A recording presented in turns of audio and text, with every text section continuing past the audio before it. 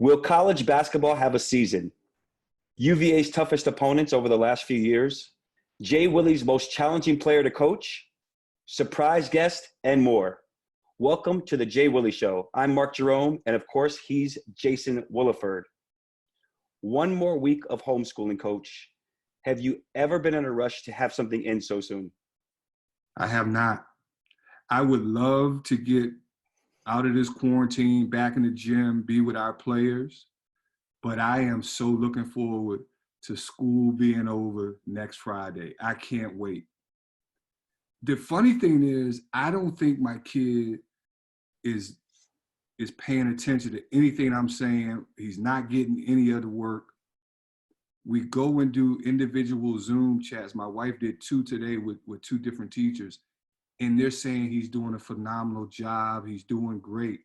And I'm like, he's got them so fooled. He's tricking them. He's turned in half of the work. And I'm ready to pull the little bit of hair that I do have off my head. For the record, you may be doing a better job than you think you're doing. I could be, but I just know teaching is not my expertise. Or maybe he's just listening more than you think he is. This is what I will say. He gets a lot of the information. He's looking out the window. He's playing with his toe. He's picking his ear. And I'm thinking he's distracted, but he's retaining information. It just drives me nuts that he just won't sit down and just focus and do it. I wish I thought of this earlier. Maybe you should have pretended he was just one of those very difficult players to coach and approached it that way, and how you can reach him. Yeah, I sometimes those dudes drive me crazy too. And I can't run him like I would run those guys. And you got to feed him, right? Yes, yeah. Call me to have your rear end. Say no dinner. No. She's got a knack of just being able to block out all of us, and just, she's in her office, she hears nothing, she does her work. I don't know how she's doing that. And then she's like, well, what happened today? I'm like, you didn't hear me yelling at him for the last 3 hours about do your work? This is Comedy Central in the Williford house during the school day. So next week, I imagine you're going to have all kinds of party favors and blowing whistles and like just screaming and yelling, celebrating. So I'm going to celebrate, but he'll be on Xbox all day. So the thing is, during school, he can't play the Xbox. So he'll be fine, out of my head. The house will be quiet. He'll be playing that daggone video game, and he'll be the perfect child once he gets his video game back. Sounds like a joyous summer. Oh, it's crazy. All right. The judges have spoken, and you did not use a prohibited phrase last week. Good. So no violation. You do not owe 2 tickets. Culture, you use the word culture, and it is not a prohibited phrase. Okay, right? Good. All right. So you've done pretty well in the last 2 weeks. However, in the coming weeks, we are going to have a contest to give away 2 free tickets. Okay. And that'll be on Locker Room Access, not on JWILLY. Okay. All right. Getting to the questions. The coronavirus has now interrupted life for nearly 2 months, or just a little bit over 2 months. Some colleges are currently making adjustments in their fall and academic and athletic schedules. The Mid-American Conference has already made changes to their winter basketball schedule, eliminating first-round games. Does their decision reflect a sign of things to come? Mark, this is such a difficult question.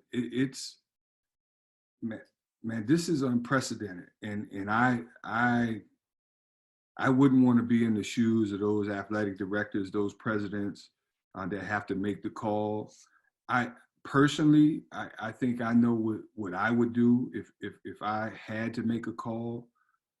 I would probably err on the side of caution in health and safety for the students and the athletes. But I also know the economic repercussions of of there being potentially no fall sports. I don't know, and assistant coaches are the very last to ever hear of anything that's going to happen in regards to seasons, rule changes, any of that stuff. I think we're still kind of in a wait and see, a holding pattern. Some schools have moved ahead more than others, but I think it depends on where you are in the country, and listening to the experts, the doctors, and those people that know about disease prevention. It sounds like you can slowly reopen once cases are on the decline, and there's certain things that are in place to keep the virus from spreading. So I think it'll look different in different parts of the country. I just don't know how different parts of the country can do different things, yet there still be some uniformity in playing games, playing conference games when you got teams all over the place. Conference USA, for example, they got teams from Virginia, Florida to Texas, all in between. You know, certain states may be doing different things, but how can you travel? And I just don't know how all of that works. So I'm going to leave that to the experts. I do think it may be a sign of things to come, to be quite honest. I can't envision school starting or sports starting with no students in school. I mean, if we're doing online school, then I just don't see there being fall athletics. That's just personally. Sure. And there's so much unknown, so I'm not going to put you on the spot and say, what do you predict, right? Yeah, no. And we all want to know, are we going to be able to see UVA play Nova in the Garden, right? It's 4 train stops from my house. I'd love to be able to go there. No, I would hope so. I mean, I pray that we're able to have a season. I do think for basketball, and I know it's a 2-semester sport where we span both first semester, the fall and spring, winter and spring. But I think basketball can be pushed to second semester, and you can get everything in all in the spring.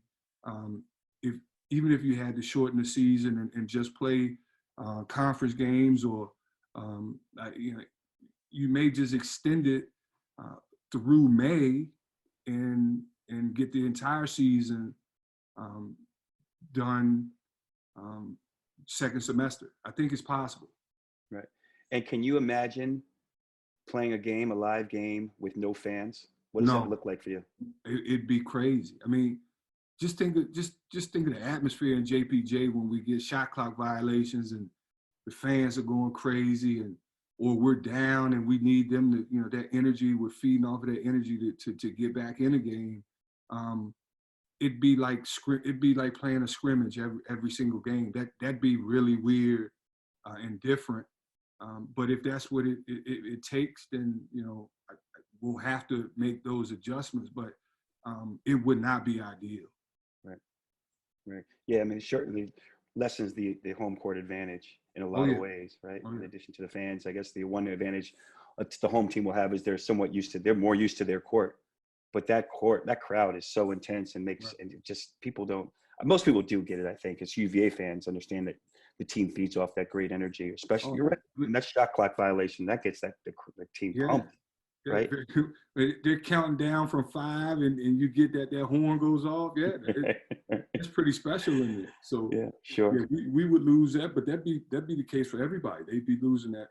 I tell you what, I'd love to go to Cameron with no students in there and play a game. That is true. You're actually on the court touching the players there. Yeah, exactly. I don't understand how that's allowed to happen, but all right. The next few questions are about opposing teams. Yeah. Who is the coach in the ACC that you respect the most? Wow. I respect all of those guys. I mean, I know that sounds like a cop out. A little bit. It is, but in their own right, I think we got some really good coaches top to bottom in our league, and those guys do a hell of a job. at their respective universities and for their respective programs.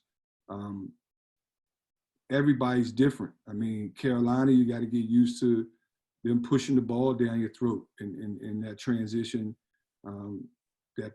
offense. Florida State, you got to get used to that switching man defense with tremendous length and pressure, and they can turn it up on that end. Obviously, what Coach K has done for years at Duke goes without saying. He kind of just reloads, and he's always bringing in more McDonald's All-Americans and one and dones, and it's like, God, can somebody else get one of those dudes from time to time? And I respect the heck out of what Mike Bray's done, one of the best guys in the business, I think, and what he's been able to do at Notre Dame. Got a ton of respect for him. They're just good, I think, good coaches across the board. A couple new guys to the league, obviously. So I'm not as familiar with them. But the guys that have done it forever, Jim Boeheim up at Syracuse, I mean, that zone is as formidable as anything. And so I just tip my hat to a bunch of guys. I got a ton of respect for a bunch of guys in the league. Speaking of Boeheim, Yep. And I say we, I mean Locker Room Access. We were on a call with Boeheim earlier today through a good friend, Jeremy, talking about Locker Room Access. Plug for us. There you go. Yep. How complicated is that zone defense? It's extremely difficult. And if you have not seen that, I think one of the advantages they have when they play in the tournament, in the postseason, NCAA tournament, is if you don't have enough prep time for that, and that's the first time you see it, especially if you get them on the second day in the NCAA tournament, you haven't prepared. And there's nothing like the length. They change like slides and rotations depending on what you're doing offensively. They can be aggressive in it and trap some. They can, they're really good at that zone, and their length is unbelievable, especially with the guards that they got up top. Right. I think one of the most underrated things about them is their anticipation, because you're always having to move and anticipate the next move in the zone. So when they switch from doing that zone to now, and we've seen this. I mean, we saw it firsthand a few years ago in Chicago, when they go to that press, their anticipation and they, they got long arms and deflections. That press becomes formidable in addition to the zone. And so obviously you got to make some shots, but if you haven't prepared and you get them on short prep with not a whole lot of days, that's really hard. Right. Is there a general approach that you guys have to beating it? I saw in 2015, I was watching you guys play at Syracuse, and you put Malcolm at the high post. I believe I put Malcolm Brogdon at the high post, and he torched it. Yeah. He shot well from it. He passed well from it, and just opened the game up for you guys. Yeah, I think. What game plan was that? I think, and we had tinkered with that. In the past, we put Joe Harris in there, Malcolm. When we play too big, sometimes we'll have a big in there. Mamadi was really effective, I thought, this year against the zone.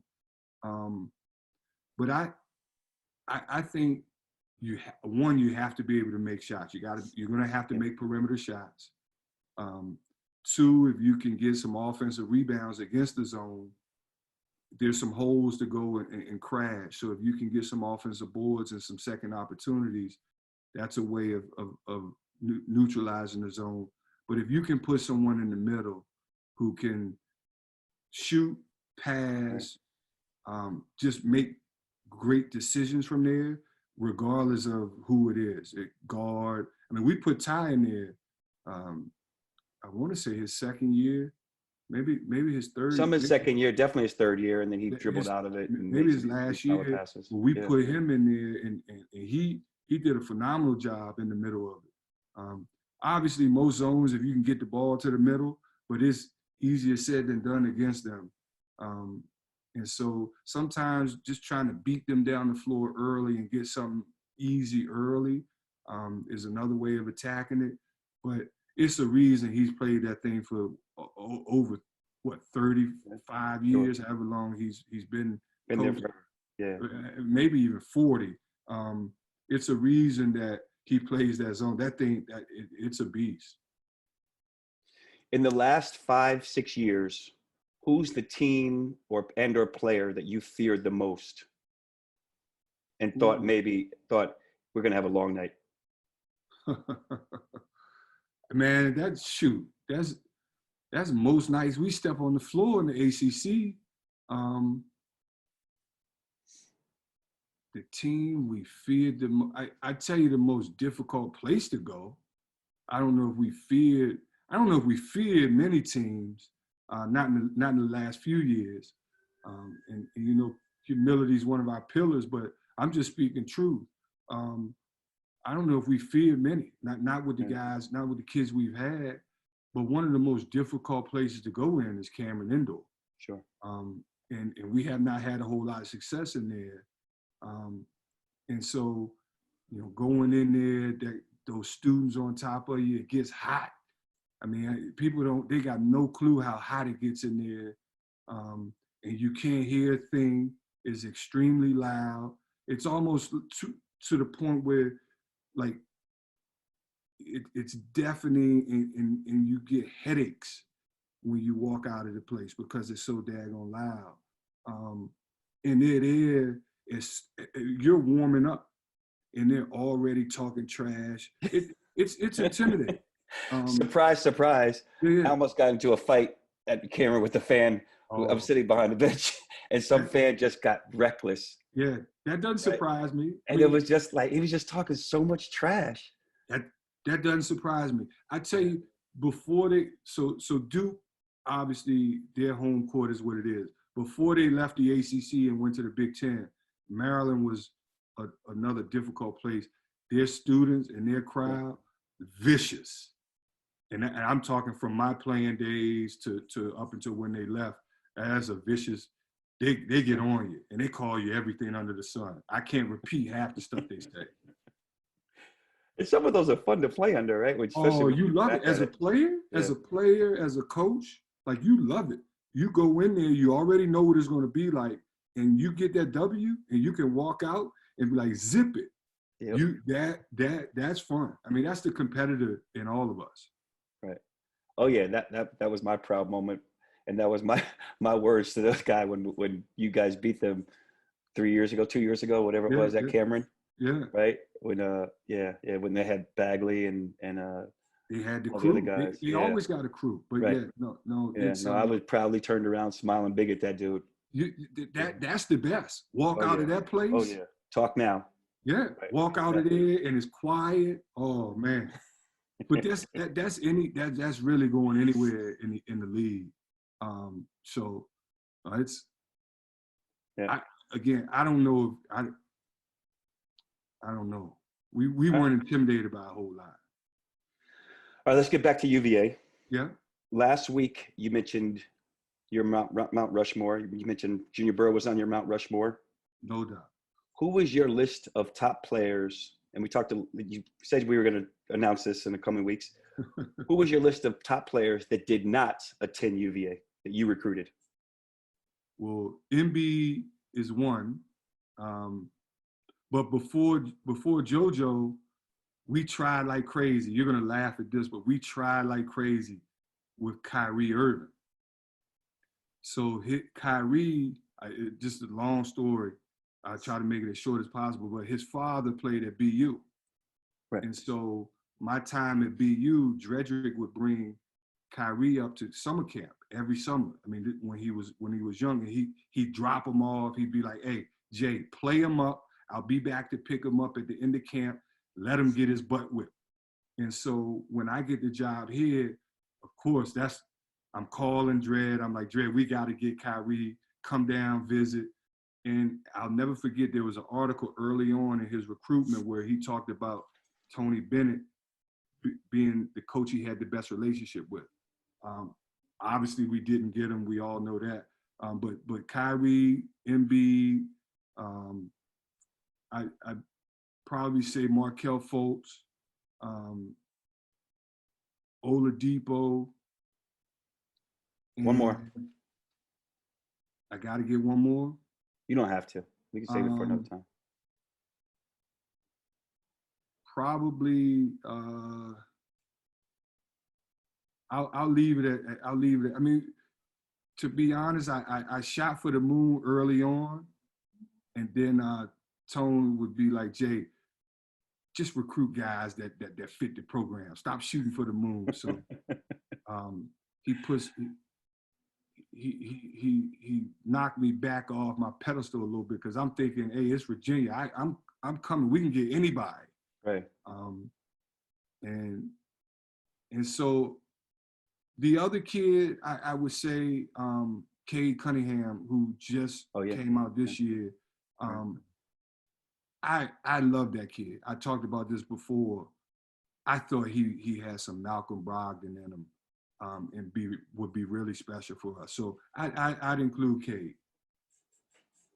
All right. We all revel in the success of the program, right? And with good reason. Yeah. But there are often bumps in the road, and not everything goes smoothly all the time. Every player is not easy to coach. No. So Justin Anderson and I came up with this next question. Who was your most difficult player to coach? A, and Justin gave me these, by the way, Darian Atkins. B, Tristan Spurlock. C, Justin. D, Tevin Jones. Wow. So I recruited two of them personally, Darian and Justin. Spurlock, we inherited from the previous staff. And we actually had to re-recruit him. Coach McKay recruited Tevin Jones. Tevin was, by far, of those guys, was the easiest. So we can eliminate Tevin. Tevin was an angel compared to the other guys. For me, hands down, this is easy, was Justin Anderson. He told me you were going to say that. He said I would say that? Yeah, he said you would say him, even though it's not true. He said he only had one incident, and he was an angel otherwise. No. Mark, every day after practice, his first and second year, because remember, Justin came off the bench. Justin didn't start for us. Every day, I'd sit on the floor and practice. He'd come sit beside me, and I have to hear for 30 minutes, how come I'm not starting? How come I'm not starting? What I got to do? Jake, I ain't happy, man. I got to start. I mean, this was every day. And I said, listen, man, just keep doing, just keep doing what, and see, I'm telling this story because he swears he was an angel, but he wasn't. Justin hated to practice, but he wanted to just show up on game day. Mm-hmm. Mm-hmm. So I said, you have to learn how to practice so that coach can have trust in you that you're going to do the right thing every time you go on the floor. You can't just say it, I'm not a practice guy, but I'm going to get it done. So I had to reprogram his mind. And he was fun. He's a great dude. He's a great young man now. He was a kid then, but he never malicious, but he just was daggone stubborn. And I dealt with him all the time. So I started telling him when he said, Coach JWILLY's just going to say it's me just because. And I started to remind him, he said, I was an angel. I was good. I was easy. And I started reminding him, remember Tony Bennett said that you give him gray hairs? I think he forgot about that. No, it ain't, of those guys you named, it ain't even close. I'm sure he's going to be watching. So we're going to get him to log in on Monday night for the show. He's still a pain sometimes. He knows. Yeah. Oh, yes. All right, it's time for the surprise guest. It's not an ex-girlfriend. It's not Ron Sanchez. Here's your chance to go 1 for 1. Any ideas? He just popped up, so I see Yeah, him but you now. know before he popped up, did you know it was him? Heck no. All right. Hey, but I'm gonna tell you what. I'll let him jump on. He the funniest dude. He might be one of the funniest dudes in America that people he don't have his own show yet. We got to get his video on working. But they need to give him a JB show. He rivals Kevin Hart when it comes to comedy. The dude is hilarious. Junior, welcome. Yes. Thanks so much for joining. Thank you for having me. And for those that don't know, it is Junior Burrough, folks. My Mount Rushmore of UVA players. I was just going to say, are you aware? You should be aware that Jay Willy puts you on his Mount Rushmore of players, right? So before, think about that. I know you probably know that already because you listen to our show religiously. Yes. Yeah. I do listen to the show. So you already knew that, right? No, I did. It's funny. I didn't that one.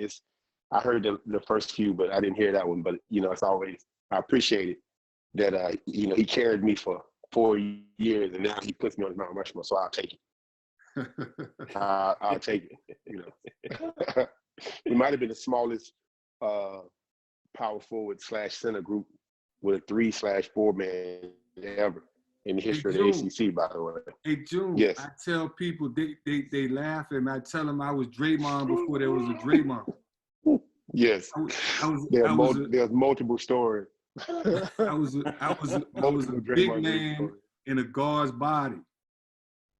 He worked on the guard end for 30 minutes, and then he came down and worked out with us for another 30 minutes. And how was his handle?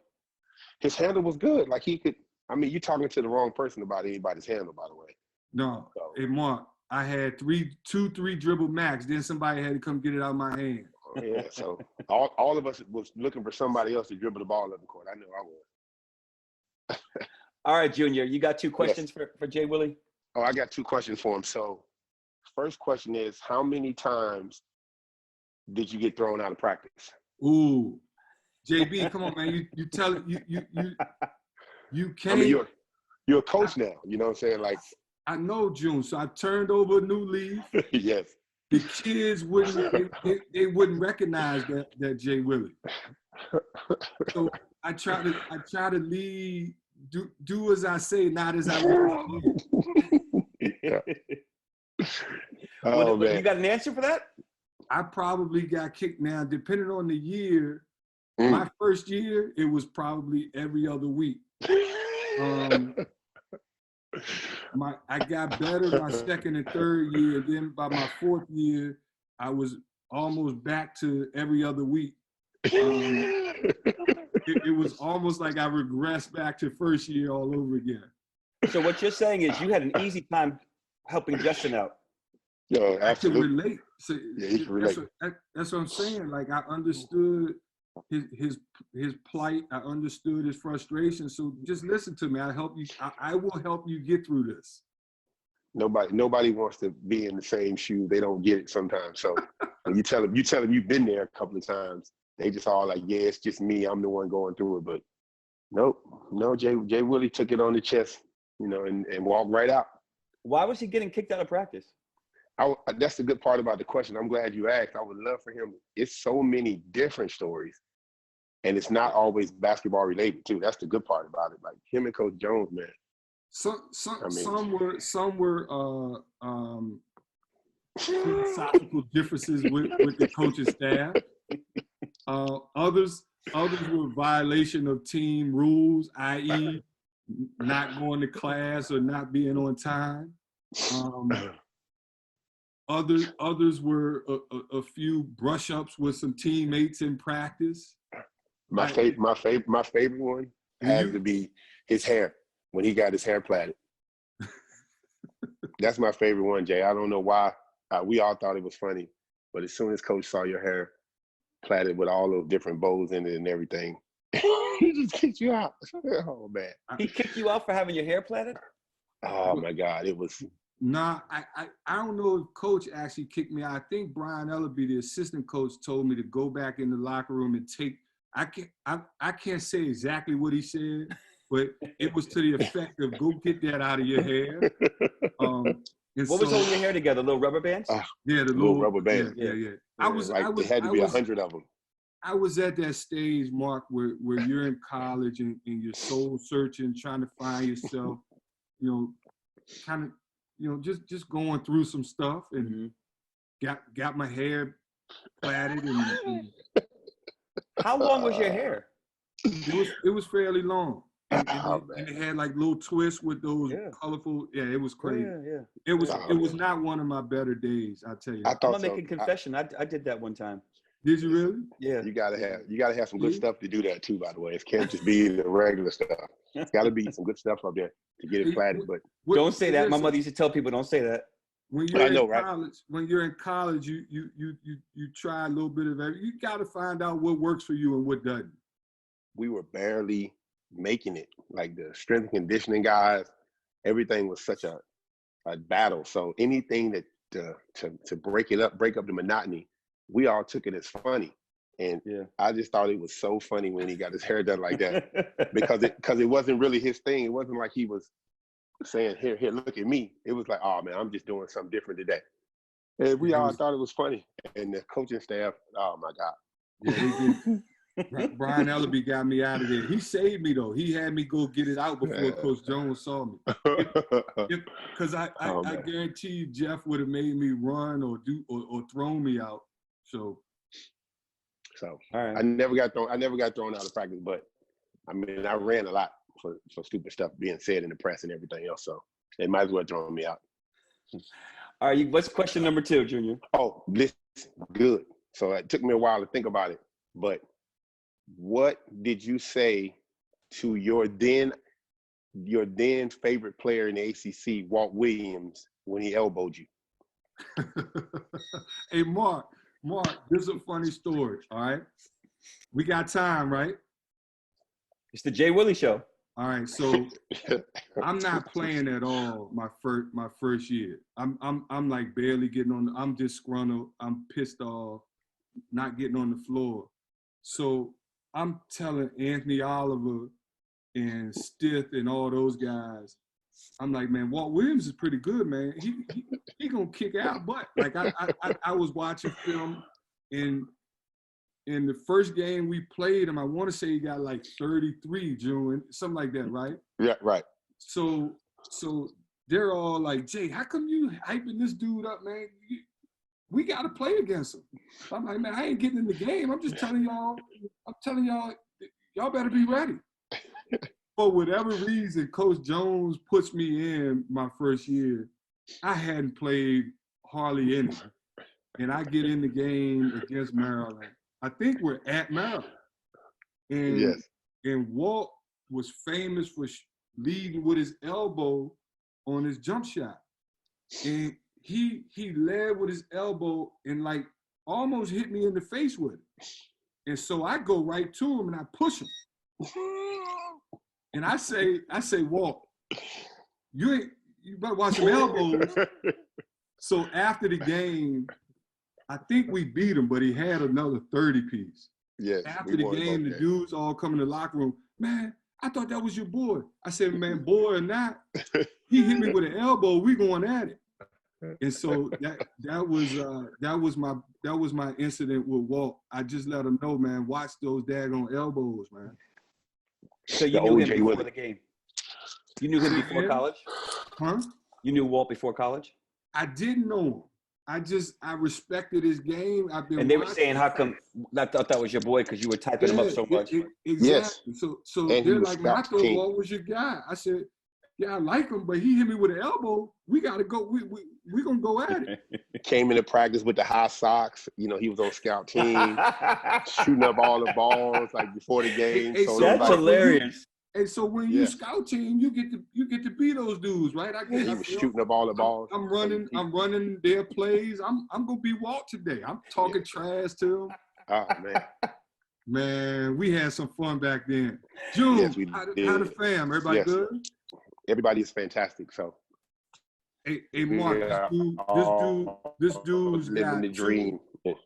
he's got 2 dogs that are the size of my 13-year-old son. So we got some big Rottweilers over here, and they living the dream out here. Daisy and Rocky. So Hey, man. even though they're big, Mark, they got some names for my kids, so they want them to have soft names to be such big dogs. Hey, tell everybody I said hi, man. Y'all stay safe. Yeah, Fantastic. stay safe and healthy. Thanks so much for coming on the show. I appreciate it. And we look forward to you coming on the Locker Room Access podcast. Dougie's waiting for you. Dougie Fresh and TW and I are waiting for that. I appreciate it. For coming on the JWILLY Show today, we're gonna see TW's gonna see you some Locker Room Access gear. Man, listen, it's always good to be on with my boy, man. So I'm glad he's doing something so he can show his whole personality. Like, we had a great time back there. So I'm just happy to be a part of it. Hey, June. Yes. They gave me my own show. They done messed up. You deserve it. June, we'll talk to you soon. We'll see you soon. Thanks again. I appreciate Stay safe. All right. JWILLY, we've gotten some feedback through the forums. Have you received any feedback?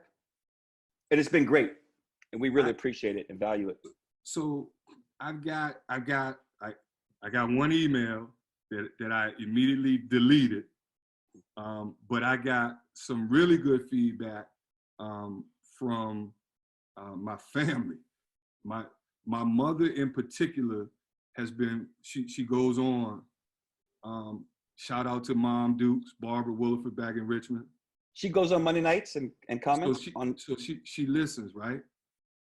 And she tells me, clean up my mouth. I've been saying a few curse words. So I've gotten that feedback from her, and my sister, another shout out, another plug to the Williford crew, Amy, has said she can't believe that I got my own show and they're letting me talk.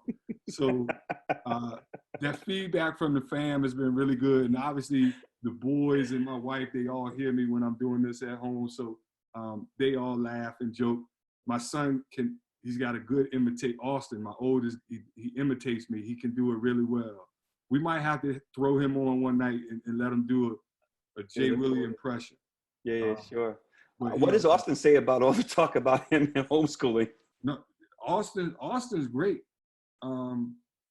He's the oldest. He does his work. It's Cameron. Cam, sorry. Yeah. Killer Cam. We just keep praying for Cam. That's all. You guys out there, just keep praying for my young one. That's hilarious. Always a pleasure. Stay safe. Have a great week. Look forward to seeing you next time. Say hello to everybody. For Jason Williford, I'm Mark Jerome, giving you Locker Room Access.